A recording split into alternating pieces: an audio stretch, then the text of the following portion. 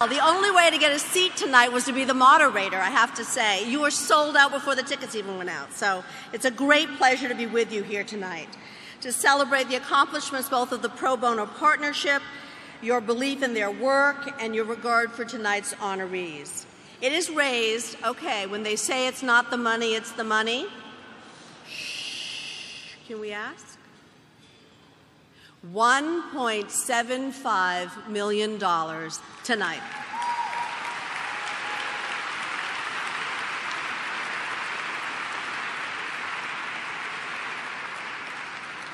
Now, as some of you know, I do have a law degree, so there will be no lawyer jokes tonight.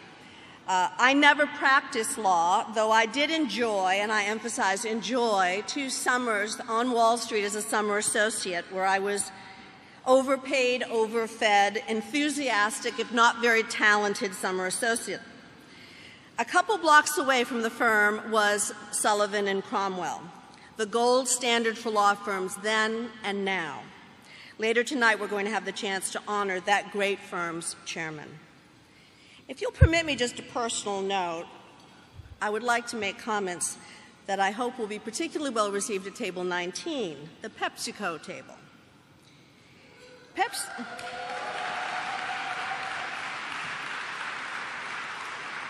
Well, you don't know what I'm going to say yet, guys. PepsiCo is a company with which I feel a great affinity, not just because I am indeed a consumer. When I was a little girl growing up in Auburn, Maine, my 2 beloved uncles ran the PepsiCo bottling company there, Seltzer and Ride Home, for a combined total of 45 years. Now, the name of the company was Seltzer and Ride Home, and Mr. Ride Home was long dead, but Mrs. Ride Home was the only and the first woman in this little town to ever run anything, except maybe the PTA. In fact, her name was Cynthia, and I was named for her. As a kid, I spent many happy hours watching those beautiful little bottles come down the assembly line and get filled. You know, I'm sure a lot of you went to college to try new things, some of which you may later have thought better of. And I, at 18, filled with rebellion, went to college and had my very first Coca-Cola. But I drink Pepsi. Anyway, I'll be down with you in a minute.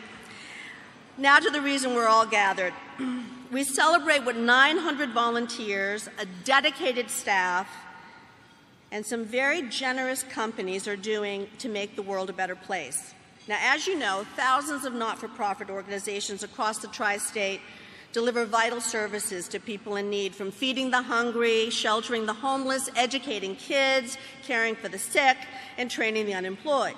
Budgets, of course, are tight, and these not-for-profits want to spend as much as they can on their programs. So, what do when they need legal services? You know what they do. When they need someone to negotiate a lease, or write a conflict of interest policy, or trademark a name or logo, update their employee manual, or maybe even make a merger between 2 organizations, they turn to pro bono partnerships. The partnerships provides free business and transactional legal services to nonprofits, and with its staff attorneys assists hundreds of organizations by leveraging the expertise of 900 volunteer lawyers, many of whom are here tonight. And they've been doing it for the past 16 years. So, bravo.